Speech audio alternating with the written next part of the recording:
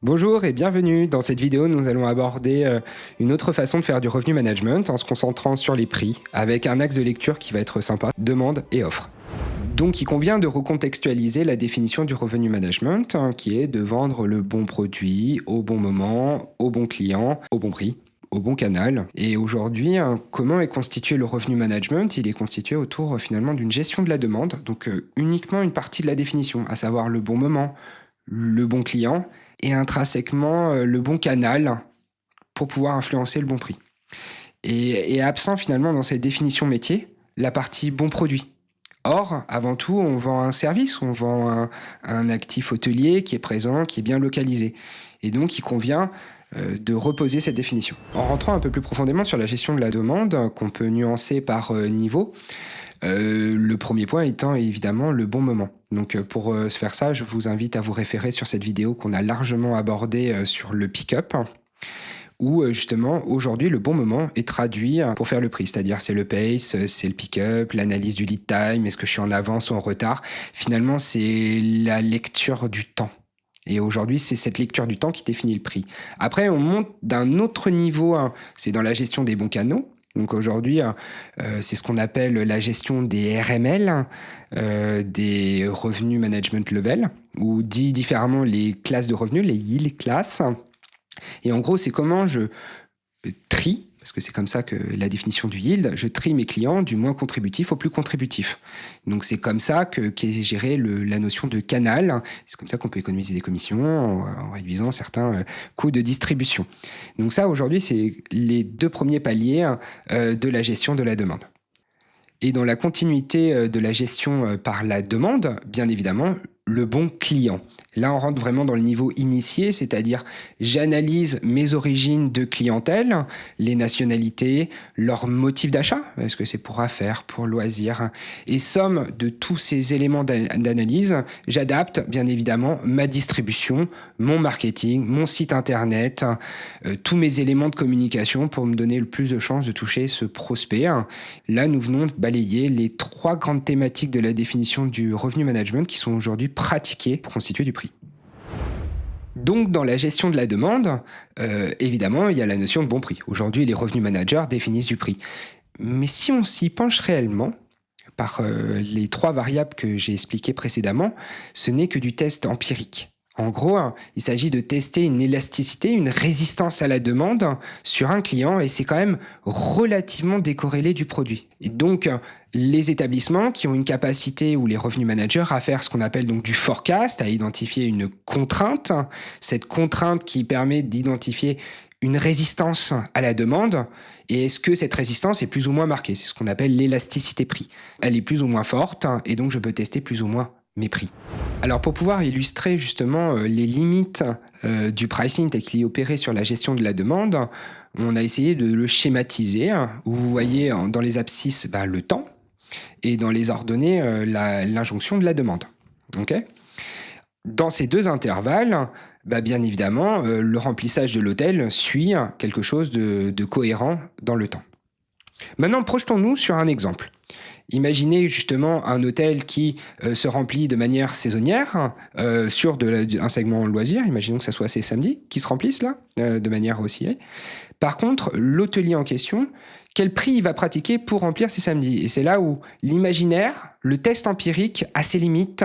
C'est-à-dire là, dans cet exemple, il baisse relativement ses prix et c'est ce qui remplit son hôtel. Peut-être, peut-être pas. Et en définitive, à un moment, il a suivi la stratégie de remplissage et il a tout autant rempli. Dans ces deux intervalles, finalement, il manque quelque chose, c'est la valeur du bon produit. C'est dans ce contexte que du coup, vous voyez aujourd'hui toute la force de ce que produit par exemple un RMS, c'est-à-dire il suit l'injonction de la demande, c'est pour ça que c'est des outils très utiles, ou des outils analytiques conventionnels d'un revenu manager qui permettent d'identifier le volume dans le temps. Mais par contre, ce que ne traduit pas ces outils, c'est quel est le plafond de verre réel de l'hôtel et quel est son plafond bas. Jusqu'où je dois descendre pour stimuler mon volume, jusqu'où je peux monter de manière raisonnée pour aller chercher de la valeur. Et donc, c'est là où le revenu manager a une immense limite, c'est quand il n'y a pas de pick-up, quand il ne se passe rien. À quel prix me vendre? C'est une véritable question qui, dans un hôtel qui remplit à 80 à 100 dates dans l'année, incarne une réponse à presque les 2 tiers de l'année. À quel prix me vendre? À partir de maintenant, nous allons pouvoir aller sur quelque chose d'un peu plus nouveau, que nous, on a défini chez RMD Technologies comme de la gestion par l'offre. Donc là, on va enfin parler produit, hôtel. Imaginez, du coup, un graphique, on aime bien les graphiques chez RMD, où dans les abscisses, vous avez les prix pratiqués d'hôtel, sur les ordonnées, une forme de score de qualité, une perception de valeur, qui se veut objective. Sur ce graphique, l'intégralité des hôtels d'une très grosse agglomération. D'accord? Toutes ces bulles incarnent chacune d'entre elles un hôtel. Et vous pouvez observer de manière assez intéressante qu'il y a une corrélation très forte entre la qualité délivrée et le prix pratiqué. Mais toutefois, il y a des nuances. Dans cet exemple, vous voyez une courbe qui représente la trajectoire. Tous ceux qui sont au-dessus de la courbe, finalement, ils vendent peut-être pas assez cher ou ne valorisent pas assez leur qualité. Et ceux qui sont en dessous, peut-être valorisent beaucoup trop leurs produits. Vous vous demandez peut-être comment on calcule un peu ces points chez RMD Technologies. Alors, rien de plus simple. On fait exactement ce que fait un prospect quand il réserve un hôtel. En gros, il choisit avant tout une localisation, plus ou moins bien située. Il compare après des services. Et du coup, à la fin, il choisit bien évidemment une chambre. Donc tous ces éléments-là sont agrégés, mais là où est un peu la subtilité de la méthodologie que nous utilisons, c'est plutôt la rareté des éléments de service. En guise d'illustration, dans certains territoires, avoir une piscine, c'est un standard de service assez agréable, plutôt apprécié. Dans certains territoires, c'est extrêmement exceptionnel d'avoir une piscine. Et donc il va de soi que la piscine n'a pas la même valeur en fonction du territoire. Pourtant, c'est ça. C'est comme ça que nous calculons finalement l'ensemble de cette valeur. C'est dans cette injonction que se situe finalement le bon rapport qualité-prix. Et vous pourrez observer que c'est extrêmement décorrélé de la demande.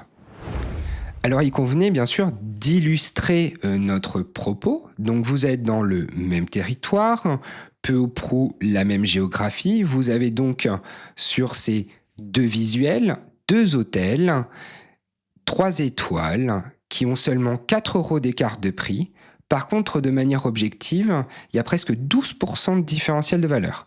Donc il y en a un qui suit l'autre de manière pas très intelligente, comme on peut le voir très souvent, alors qu'il y en a un qui a un produit neuf, bien situé, avec une vraie proposition de valeur.